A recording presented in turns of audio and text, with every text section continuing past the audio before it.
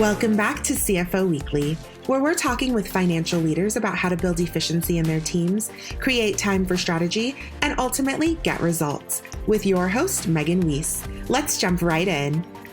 Today, my guest is Jamie Schleck. Jamie aspires to be a servant leader committed to making everyone achieve more. As Chief Financial Officer and Chief Operating Officer of Community Solutions, he has helped the organization achieve the mission to create a lasting end to homelessness that leaves no one behind. Jamie is the founder and principal investor of Bayonet Capital, LLC, a private equity funder of entrepreneurial ventures. For nearly 2 decades, Jamie was president and CEO of JFC Technologies. At JFC, Jamie and his team played an instrumental role in the development of specialty materials used in military aerospace applications, including the F-35 Joint Strike Fighter.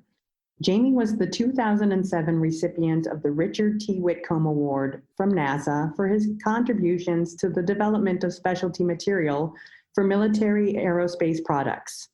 He successfully sold the business to become part of Sialoon Technologies, a publicly traded company on whose board he served for several more years. He has been a direct investor and/or board member in numerous private equity transactions ranging across industries.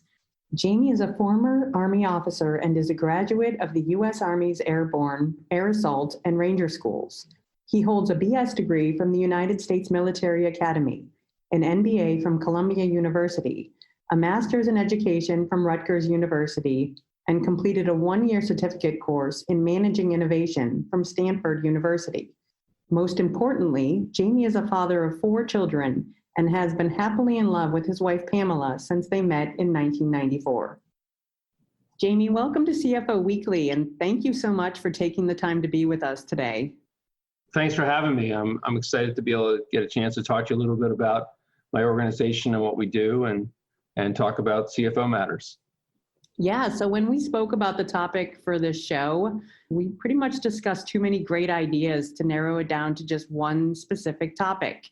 So today we're going to be discussing your experience and some interesting concepts you've encountered along the way. And I'm looking forward to learning about some new ideas myself. So let's get started.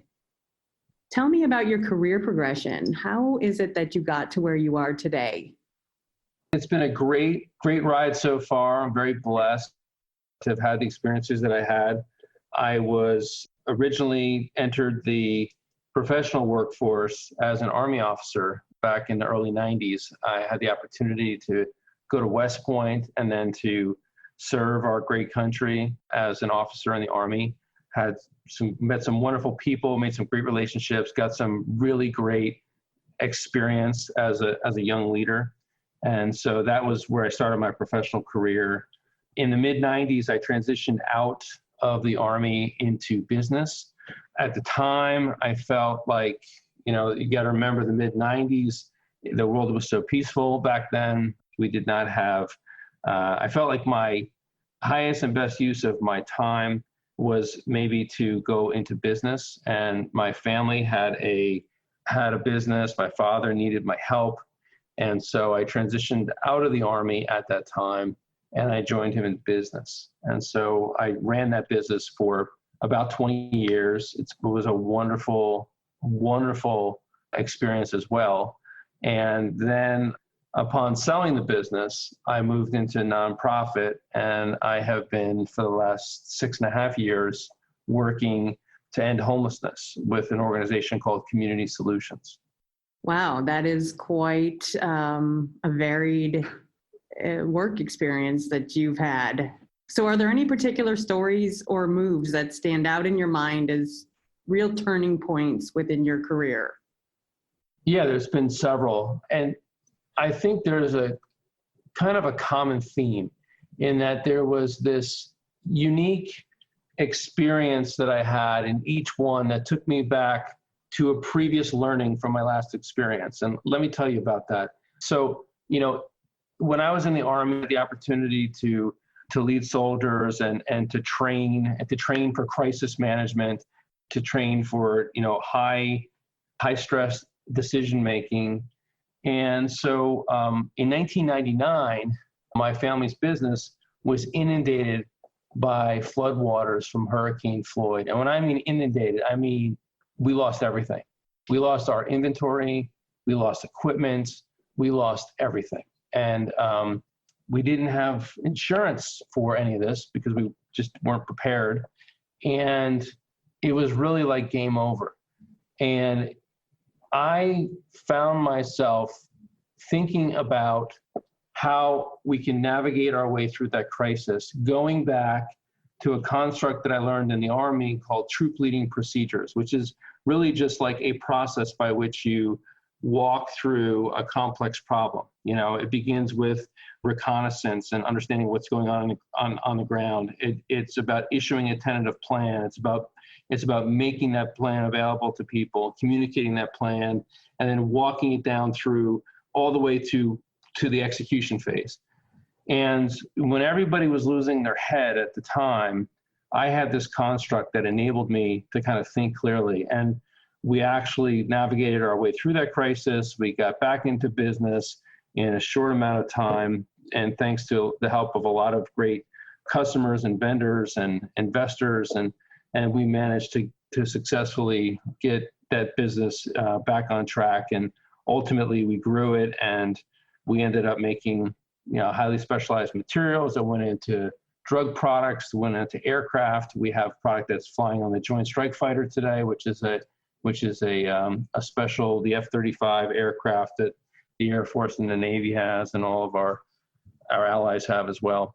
And so was very proud of that accomplishment, but it really came back to that earlier training that I didn't think I would necessarily have to use in business, and I got to use that in business. And so that was a pivotal moment for me. And I think another pivotal moment was 9/11, right? So following this recovery out of business, you know, the world was back at war, something I never anticipated, obviously, when I left the military. And I found myself with this deep sense of regret, not that I wanted to go to war, but knowing that our country had trained me to be a leader in those situations in that time, that I was now on the sideline as a civilian. And so lo and behold, Uncle Sam had another plan because I was in the reserves and I got mobilized. And next thing you know, I was back in the Army for a bonus year right after 9/11. And I think that experience helped to underscore what I already knew was very important to me, which was love of country and support for all the things that we hold dear. And I was still very immersed in business at the time as well. There was no exiting the business that I was involved with at that point. I was a CEO and I was running it. And there was just, I mean, I could manage to be away and deployed for a year, but I'd had to come back to it. And so I returned to civilian life. I returned to running that business, but also with the sense of purpose that I felt like I wanted to get back into service of our country somehow, some way. You know, I was committed to growing the business and ultimately realizing a liquidity event. And I knew that when that happened, I would want to get back into service to the greater good at some point. And that's what brought me to Community Solutions. And there's another specific story about that, which I can talk about in a little bit. But that's kind of the trajectory of my career and how I moved from kind of phase to phase in my professional career. So as a CEO, just out of curiosity, how did you manage to step away from a business for a year?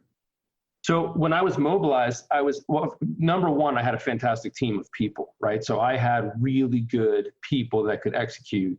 And I think, you know, CEOs are responsible for long-range strategy, not necessarily day-to-day execution. So I had a team that was able to do the day-to-day. And, you know, for a 1-year period of time, it didn't require me. There were a few things that we missed out on, or there was a few things that I could look back at and say, if I had been, you know, there on a day-to-day basis, we might have handled that differently. But, you know, that's just kind of like Monday morning quarterbacking certain things, you know. But the other thing is, I was in the Pentagon. I was not deployed. I was not overseas. And I was working the night shifts. I was basically manning what they call the crisis action team, which was the interface between what was going on in Afghanistan and the day-to-day. And I was fielding sort of all of the inbound requests and tasks coming from the theater and dealing with figuring out how things got sort of parlayed out to the various different parts of the Pentagon. And so bottom line is I was working at night, and then during the day when I wasn't sleeping, I was able to also still get involved with customer engagement, doing some remote leadership, et cetera. And then I did a lot of Amtraks back and forth. My business was in New Jersey and I was in the Pentagon. So the Amtrak it's only a 2.5 hour train. So I would sleep on the train sometimes and just get home. Sounds like it was a busy It was a busy year. It was a busy year. And my kids, I had 2 kids at the time. They were 2 and 4. And we managed to also get pregnant with our third of what is now 4 at the time. So I made some time for other things too, obviously. And we were blessed with our son, Luke, who was born in 2002. Yeah, that's a great story. And you obviously like being busy with 4 kids. Yeah, it's wonderful. It's the best. It's the toughest job you'll ever love, and it's fantastic. It's what matters most of anything, of course. So tell me about your current organization. What is it that they do? Well, Community Solutions is a nonprofit which is focused on creating a lasting end to homelessness that leaves no one behind. And so what we do, we're not doing the direct service to people experiencing homelessness, although most of our team has done that at some point in their career. What we're doing is we're working more at the systems level. If you've ever read the book Moneyball by Michael Lewis, it kind of explains in a nice pithy way what we do. We moneyball homelessness. We're looking at the data behind people experiencing homelessness at a macro level and trying to develop strategies that are the ones that are the most impactful for ending homelessness at large scale. We work in 85 communities across the country. We've got 14 proof points where we've actually ended homelessness in some of those communities. And it's all based upon coaching those communities on a couple critical undertakings, how they can basically, look at their data, look at analytics, use facilitation and human-centered design as a way to make people move through homelessness faster and ultimately prevent it.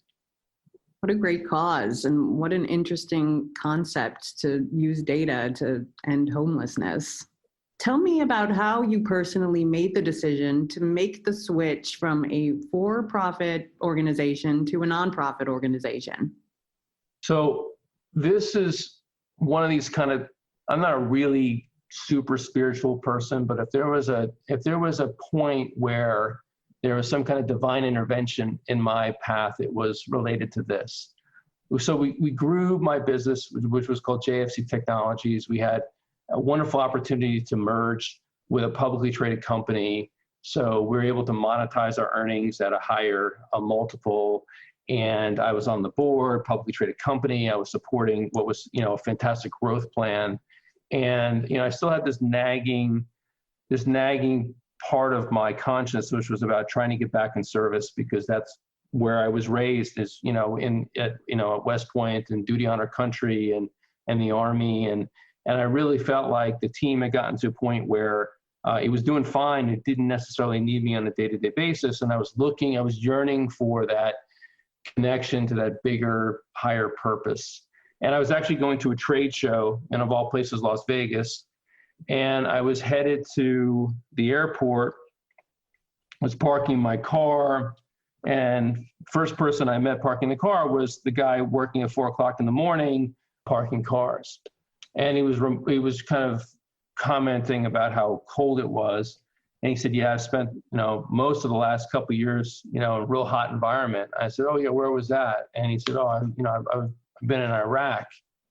And he said he's a veteran. He was a returning soldier. He became a civilian recently. And he said, I was kind of hoping there'd be something more for me than just parking cars at 4:00 in the morning. And so I asked him what he did. And I learned that he was an infantry squad leader, which means he had tremendous leadership capabilities. So long story short, I ended up hiring him into my former business, and he's now like a shift supervisor with a great job, doing great things. But I thought to myself, there are ways that I could connect to that community of veterans, people that I served as a servant leader, that would be meaningful to me. But then even more importantly, I went to Las Vegas. We're kind of going from place to place, and I see somebody experiencing homelessness in Vegas with a sign that said, veteran, please help. And he was disabled. And I got to talking to him. And of course, at the time, I was complete, unknowing of that space. And I said, I asked him like very specific details about his service. And I confirmed, by his answers that he's definitely a veteran. I knew that he veterans can't BS other veterans. They have a way of talking to each other, and you can kind of know. And so when I flew home the rest of the way, I was just thinking it's time for me to do something bigger.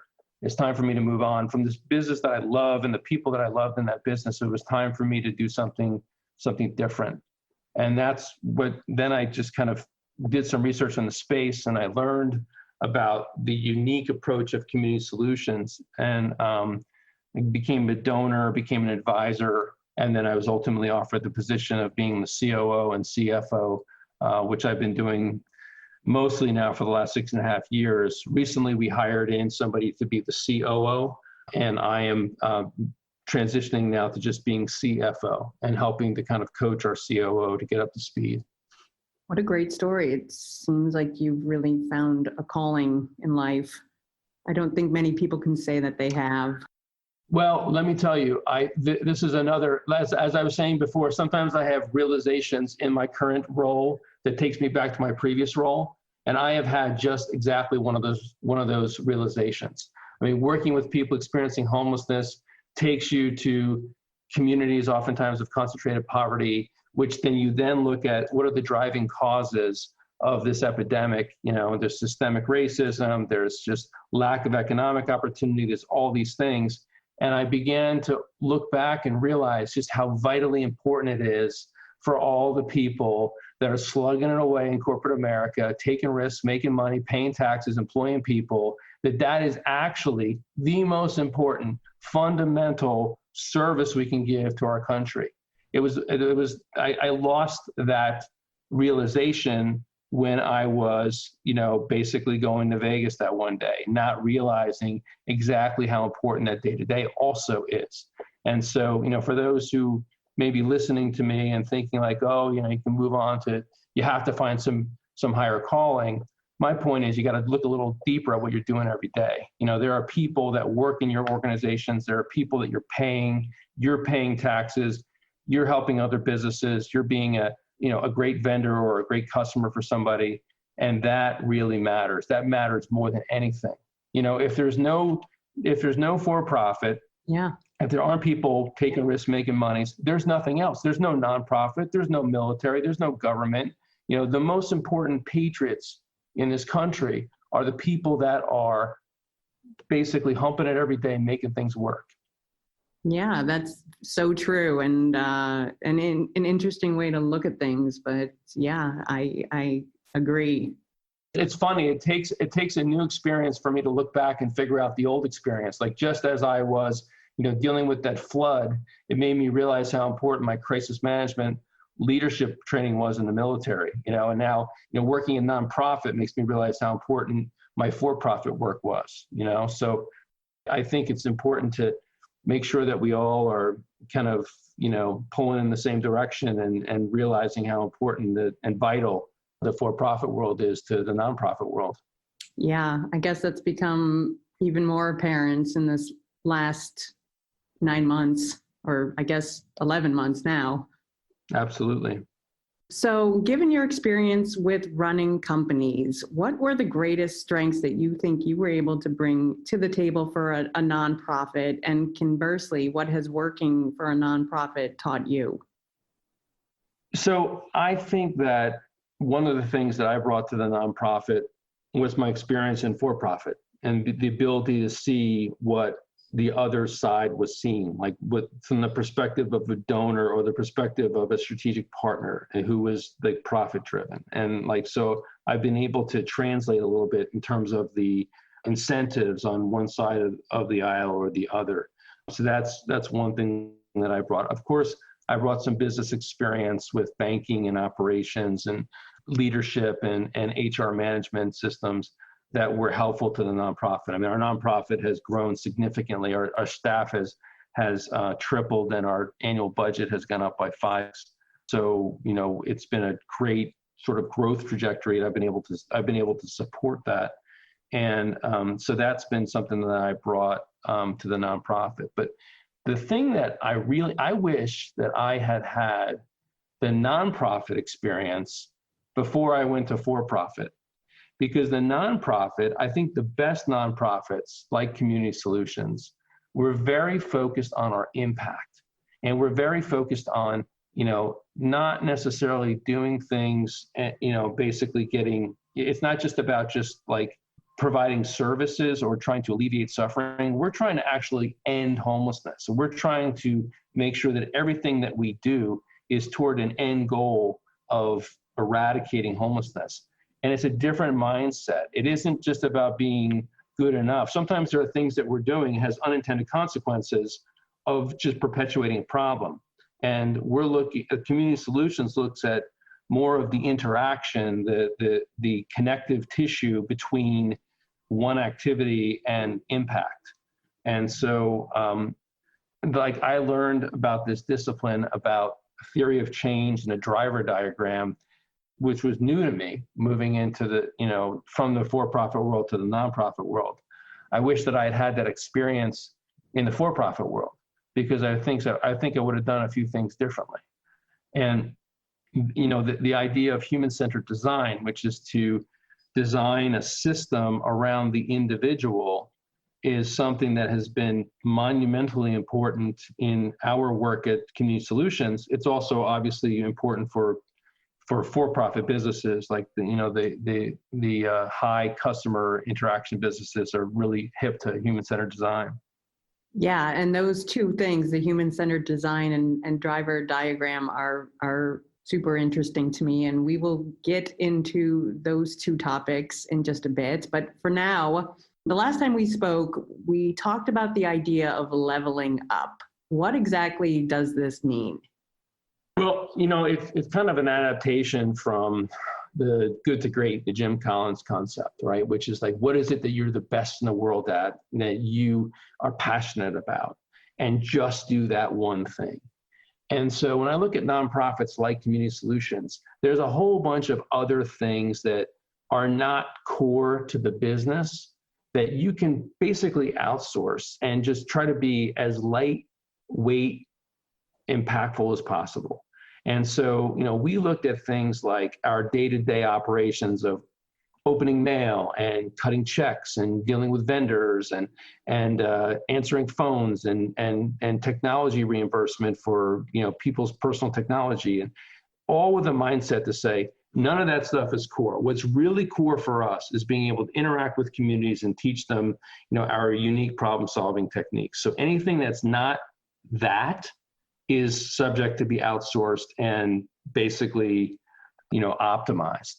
And so, you may, we had this concept of like we called it the ninja ethos, which was, the operating team working behind the scenes like ninjas. You didn't necessarily knew that they were there, but you felt safe because they always picked up the ball for you. And so that was what we focused on. We now completely remotely, when COVID hit, we were already working remotely. We had no problems. We didn't skip a beat with COVID. We went to, completely electronic accounting like 2 years ago. And, all of our checks, we never print checks and put checks in the mail, and everything's done with, electronic interface, and we're utilizing all those types of best practices. Our accounting is mostly outsourced. I'm a CFO kind of in name only. My experience is more about managerial accounting. I have an accounting firm that just basically does all of our journal entries, all of our kind of like direct input into our accounting system, and they support us that way. So for those companies or people out there looking to level up, what advice would you have for those people? I think you have to really interrogate every internal operation you have and say, is it core to the business? and can it be outsourced? And if it can be outsourced, then you should really look to do that, because anything else is just detracting from your effectiveness as a nonprofit.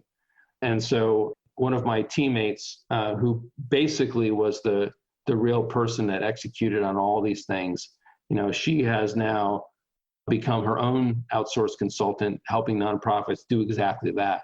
And so basically, you can really have a lightweight internal operation that is just as effective as one that's laden with a bunch of FTEs.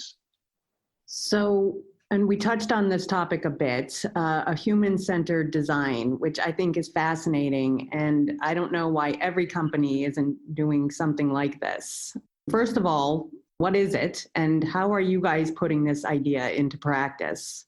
Well, this is one of the really impressive things about Community Solutions. Our CEO, Roseanne Haggerty, and our leadership team, led by Beth Sandor, Jake McGuire, Dave Foster, and others, they'll always look outside to where things are that are happening that are best practices. Human-centered design is, the best example of it might be like Disney World, right? So they're looking at what is the experience of somebody going to Disney World, and how do we make that experience extraordinary? How do we make sure that everything around that experience is something that is like that legends are made of? And then how do you build the systems around that? And so we took that same concept, or Community Solutions took that same concept and said, what about somebody experiencing homelessness? When you show up and you are basically at your wit's end, is it going to be helpful if you have to fill out 16 different forms with all of it 90% the same information? Is it helpful for you to have to try to navigate some complex phone system with a bunch of prompts and kind of moving you around from case manager to case manager? And what happens if if something shuts down at, say, 2:00 in the afternoon, but you need to get into the shelter and it's a bus ride across town, but you don't have money for a cab fare or for a bus? How do you basically think about all the systems and almost treat it like a concierge model? If you are somebody that is experiencing homelessness in this community, we're going to give you concierge services to get you back into a stably housed situation as fast as possible. And so, there's a roadmap that we had, which showed, it looked like a game of chutes and ladders, like how it would take somebody from experiencing homelessness to getting stably housed. And sometimes it would take like 100 days. And there would be like all these points along the path where you would go back to the previous block because you didn't do X, Y, or Z, or go here, or go there. It's this zigzag kind of navigation. And one of the things that we did was we brought all the community members around that were service providers in this maze. And we said, how do we streamline this around the individual to get them from point A to point B? And we were able to coach communities in reducing that time, by moving from 100 days to under 10 days because of the way, and those 10 days would be in a shelter, basically, which is, the idea of shelters is not that that's not a viable housing situation. Those are temporary things, and you just move people through them. And so the other kind of thing that we would do is look at the shelters themselves and say, these cannot be designed for long-term stays. We cannot have a system to have people living in shelters for months on end. And how do we basically move people through those systems to get them into a more stable housing situation? So just out of curiosity, what is it that you guys do to get them out of the shelters and into more permanent living situations?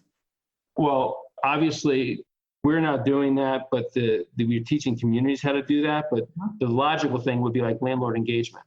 How is it that we work with landlords to make sure that they are open to and accepting of people that were in these situations? How do we optimize for voucher systems?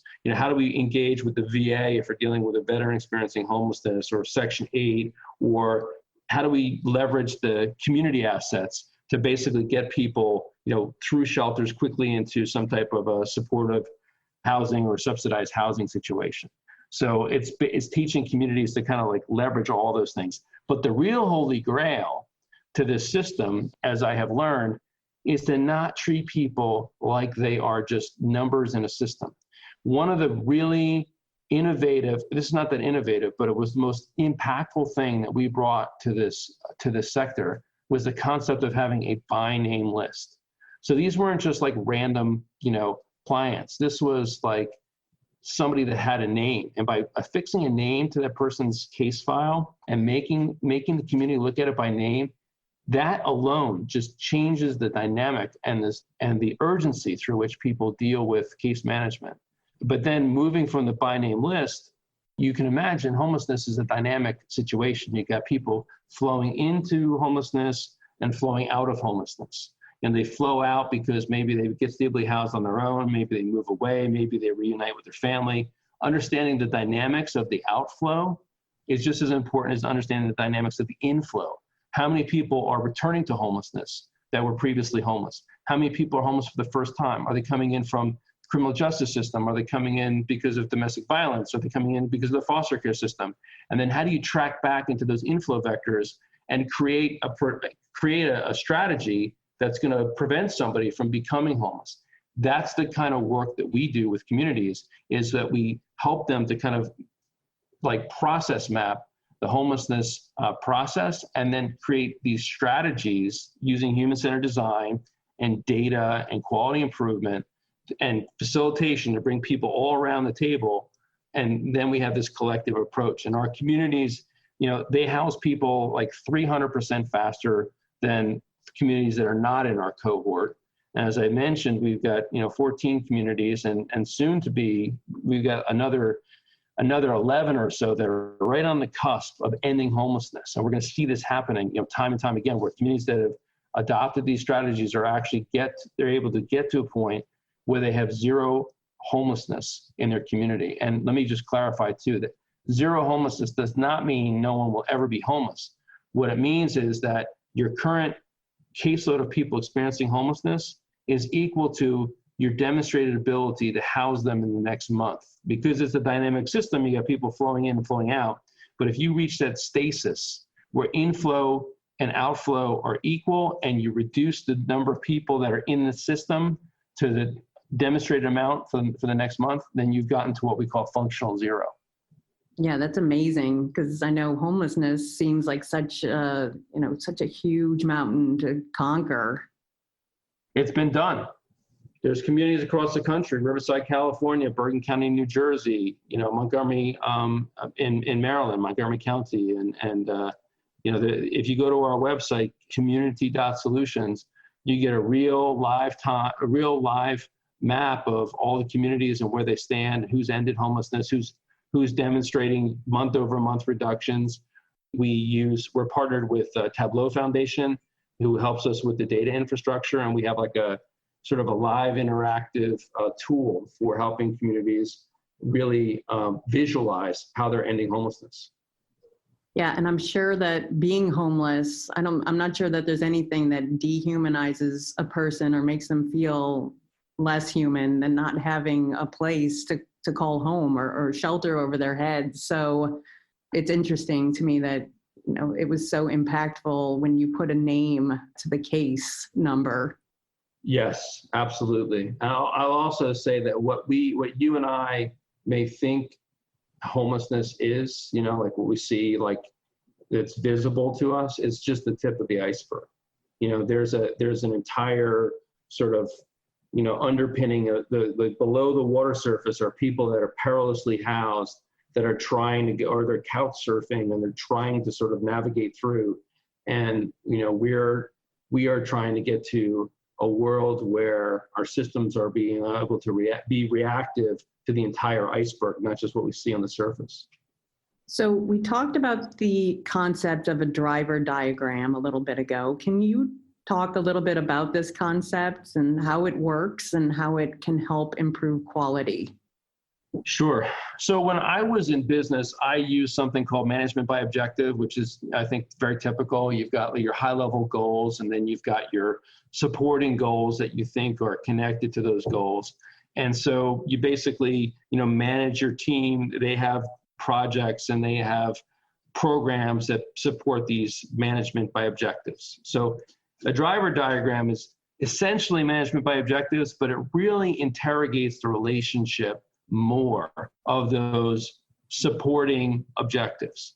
So an example from business might be like, I want to improve my profitability, right? And so people might think, well, if the way to improve my profitability is I've got to get more sales. And how do I get more sales? I've got to get more shots on goal with customers. I got to improve my advertising spend. I got to do X, Y, and Z, yada, yada, yada, right? So without really looking at the relationship between those specific subordinate objectives, we just go to work and we execute.